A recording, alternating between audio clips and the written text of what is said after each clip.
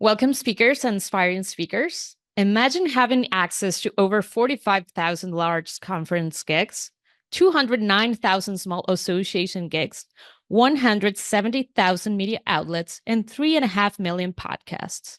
These aren't just numbers, they're your opportunities waiting to be seized. Today, we're diving into how you can unlock these possibilities. I'm joined by Ron Story Jr., a renowned growth hacker turned CEO of SpeakerHub.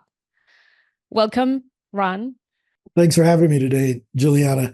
I like to CEO, owner, head of product, head of booking. That's kind of more my speed. I like to think of myself from the results that we produce. Absolutely. That's why I would love diving deep into numbers. But yeah, I just wanted to ask, as a growth hacker, even though you don't feel totally comfortable with all these big names, you've certainly revolutionized how speakers connect with event planners. Can you explain how your growth hacking strategies have been applied to help speakers? So most people don't know what a growth hacker is. When they hear the word hacker, they think computer hacker, like I'm stealing stuff and stealing people's bank accounts. But a growth hacker means that I found my job used to be find a way to grow without spending a lot of money. So software companies would hire me to figure out how do we grow the company without spending a lot of money. And one of the things that I figured out was that email was one of the easiest ways to do it. So companies in St. Louis and all over the world used to hire me to figure out how could they grow their sales. But then one day, one of my friends, she said, "Hey, can you help me to get more speaking gigs with this growth hacking stuff that you do?" I was like, "I can get you the meeting. I probably can't get you the gig though. You got to negotiate that yourself." And within a week, we had 5 or 6 meetings. I can't remember exactly, but we had enough meetings for her in that week where she said, "Yo, you got to do this for other speakers because they don't know anything about that. They don't know anything about data and scraping and all of this stuff. Can you do it for us?" So that's how I got into this business. I started to growth hack the speaking business. And I built an agency where I worked with over 300 speakers to help them to reach out to the right event planners and organizers. The thing is, the numbers are really impressive with the work you've done. It's over 300 speakers booking 10,000 meetings. How does the Speaker Hub system and its vast data empower speakers to proactively reach out and get in front of event planners? Well, while I was working with those 300 speakers, what I learned was that if you didn't have the right contact information, you were wasting your time. You could always just put your name in a phone book or in a directory of speakers, but that didn't mean someone was going to actually reach out to you. It was when you combine that with proactively reaching out, saying, "Hey, I'm here if you're looking for a speaker in this topic, but hey, even if you're not looking, I'm available."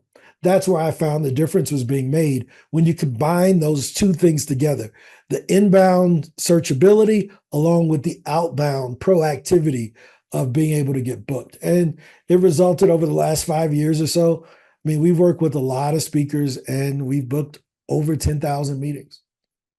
Makes sense. For speakers looking to accelerate their careers, how critical is it then to adopt this proactive attitude? And how does Speaker Hub merge that inbound and outbound system you were just mentioning? Well, I mean, again, you can decide to just put your name in a directory and wait. Like, I don't think McDonald's would be McDonald's if they didn't run advertising. I don't think any of the big companies that we respect would be the companies that we like if they didn't do marketing and advertising. Well, what's the marketing and advertising arm or the sales arm of a speaker? It's outreach, right? It's basically outreach. So if you're not proactively trying to sell yourself to these other event organizers or even letting them know that you're available as a speaker, you're basically out of business, right? So unless you have a different way to get gigs. Now, a lot of you all have used Speaker Hub and some of our competitors just waiting around in our directory. Well, there's 61,000 other speakers in that directory. So does that mean you can't get booked? No, you can, right? But do you have control over who books you? No, you don't, because you're sitting waiting on those people to find you. So that's one of the things that stood out to me as what was the difference between out of those 300 speakers that we worked with, booking them as an agency? What was the difference between the ones who got booked all the time and the ones who got booked sometime? Well, the ones who got booked all the time used what I call the speaker flywheel. They were using podcast appearances. I mean, they were on podcast every week, sometimes every day, right? And then they would use those podcasts and they would send them to small organizations to get the local gig. And then they would take a video of them speaking at the local real estate association and they would send that to a real estate conference. And I was like, oh, the rookie speakers are all just trying to do conferences, but they don't have the social proof to say that they even qualify for that conference. And that was the big difference. So I just was able to growth hack that by watching. When you work with 300 speakers, you get to see what they're doing. You're like, yo, what you need me to do? And then I just take my little notes. And then eventually I develop a framework around it and I teach it to you guys. Makes a lot of sense. So basically what you teach is just going to smaller associations and stages to get to the bigger gigs, and makes total sense. It's like building a portfolio for the speakers. But that's what you do in every other business. Exactly. Right? You don't start a business today and become Apple tomorrow. Right? Most of the people who started these big businesses, they started a lot of little smaller businesses until they got their feet wet and got the experience. It's the same thing. This is the speaking business. This isn't a speaking job. If you want to be a job and you want to treat it like a job, just go get a job as a professional trainer or something. But if you want to be in the speaking business, you have to apply business principles. And that's inbound leads from being searchable and findable in Google and places like that when people are looking for speakers, but then outbound sales, where you're reaching out to the places you want to be on. Yeah, it's basically applying the basics of marketing into your speaking business. So it makes a lot of sense. I have a more tech related question regarding Speaker Hub. So being it such a big data system, how does it integrate other technologies like AI and the new things that we've seen come out in these latest years? Well, most speakers are used to using ChatGPT, but they have to copy one thing here, paste it over here. ChatGPT's interface isn't that good, so you got to remember what you put in last month and try to put that back in this month. Well, we've integrated all of that into Speaker Hub Pro. And the cool thing about it is that it just works. There's no prompting or any of that. When you put in your information, we go to your LinkedIn, we go to your website, and we write your bio using AI. And then once we have that bio, we look in our database to find the speaking gigs that match. So we match you to the right podcast. We match you to the right local associations. We try to match you to the right conferences. So it's all done without any prompting. Our average age of a user is over the age of 50 because they have all the experience. That's why they're speakers, right? But they don't know all of this stuff. I would never tell my mom, use ChatGPT. She would type it in wrong. She would spell it wrong. She would probably call it Chatter GPR or something like that, or GPS. So we built it to make it as easy as possible, because the one thing that we need to be able to do nowadays is save time and money. And that's what you can do with Speaker Hub. So it does like a matchmaking for the event planners and the speakers that are using it. And it also leverages the capacity of ChatGPT of writing everything so swiftly, right? So yeah. So once you've been matched to an opportunity, you can use ChatGPT to write the actual pitch for you. Now, imagine if I've booked 10,000 stages, I probably know what to say, right? So we use a lot of that data and those templates in order to prompt ChatGPT properly to write a great pitch email, right? So that's one of the best things about it, is that there's no more writer's block. There's no more guessing, well, what do I say? So here's how it looks. You log in, your bio is written. So you don't have to worry about coming up with all of that stuff.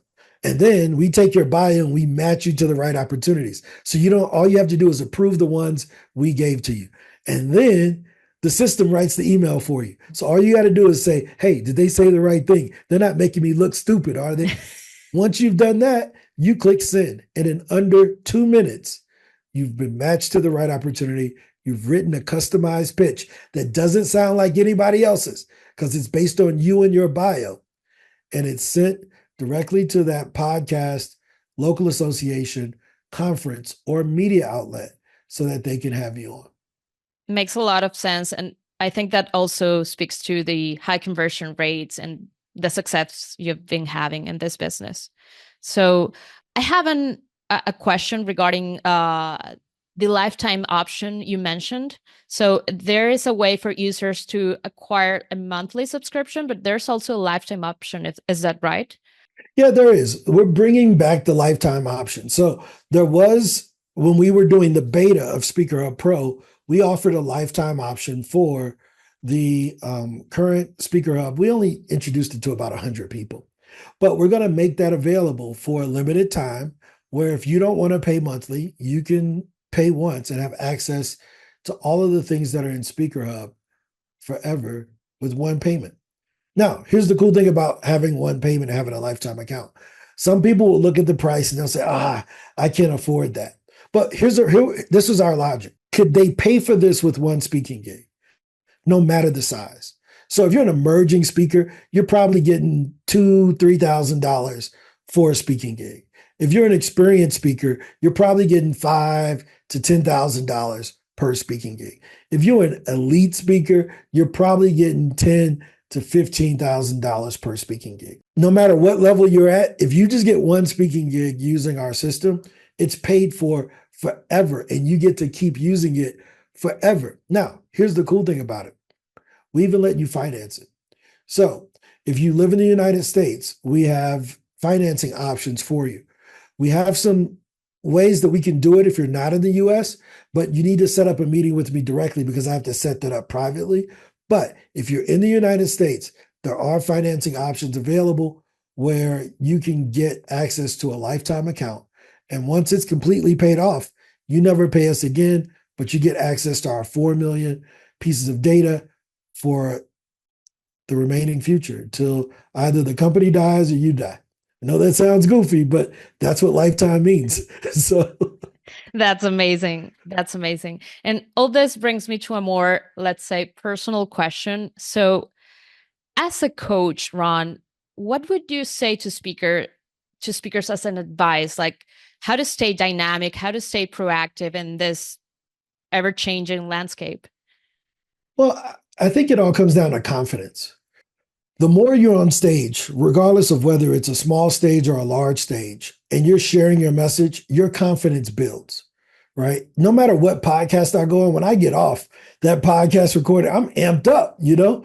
So I think a lot of speakers lose confidence in the speaking business because they're not getting the exposure or on the stages that they want to be on. So, well, that's why staying active and proactively selling yourself to podcasters, to going and doing local gigs while you're waiting on the big elephant conference to come along is a great strategy. I used to say elephant hunters eat rabbits. And growing up in East St. Louis, we have a lot of little rabbits that hop around, right? But once a year, the circus came to town and they would do their parade with the big elephants and stuff. Now, if I had been practicing hunting little rabbits throughout the year, when they're hopping around and they're really, really fast, it's going to be a lot easier for me to catch that elephant or to trap that elephant. And then I can eat for a long time. I don't have to just eat today. But I think speakers have to adopt that same philosophy of, doing what's necessary in order to survive and to develop the skills as they grow and they keep using that flywheel. Now, let me ask you a quick question. If you're a speaker out there, if you were to think of the top 5 speakers that you like, how many of them have you heard speak live and in person? Usually, I've asked this question like 100 times. Nobody has ever said all 5 of them. And I'm like, dude, really? But what usually happens is that you've only heard 1 or maybe 2 of your top 5 speakers speak live and in person, which means you got caught up in the other ones' flywheels. The ones you haven't heard live, you got caught up in their flywheel. You saw them on YouTube. You saw them, heard them on a podcast. You came into contact with them doing something other than doing a live speech. So if it's good enough for them, it has to be good enough for you. I've never been to a Tony Robbins concert to hear him unleash the power within or whatever. I've never paid the $8,000 to go to that, but I know who Tony Robbins is, right? I've never heard Jack Canfield and Chicken Noodle Soup from the Soul or whatever it's called, but I know who he is. I never heard Stephen Covey, but I read his book. I know who he is. So that speaker flywheel is apparent in all of our lives. We just don't give it the attention that it needs because nobody's ever pointed it out. But guess what? After today, you no longer have an excuse for not using the speaker flywheel in your business because now you know that's what everybody else is doing. They're going on podcasts, they're doing the smaller gigs, they're turning those podcasts and smaller gigs into the big conferences that you see them at. Makes a lot of sense. I think it's great organic advice, and yeah, it struck me because I haven't seen speakers live. I've always seen them online mostly, and even if that's the case, they're so famous and they're getting paid gigs, so it just works. Yeah, I mean, we've worked with a lot of the people that people like and know. They've been our clients. We've done pitching for them. And that's how I noticed it. I'm like, oh, this person did 30 podcasts last month. That's why people booked them because the social proof is there. As a speaker, you're just trying to be event planner insurance. You want to give the event planner, you want to make it hard for them not to choose you, right? So there are people probably on earth that have been booking for large speakers bureaus, right, for a long time, and they may be better than me at it, right? But they may not be better known than me, right? So I have to get out there and tell people, hey, this is what I do. The person who's booking Barack Obama, you don't know who they are, but you know me because I got 61,000 speakers that we help through Speaker Hub. So I want to make sure that you all have the tools that are necessary, and you got to use the flywheel. It's the secret to everyone's success. Yes, and applies to every business. Celebrities, presidents, everybody needs to work on their inbound and outbound. So makes a lot of sense. Thank you so much, Ron. No, thanks for having me.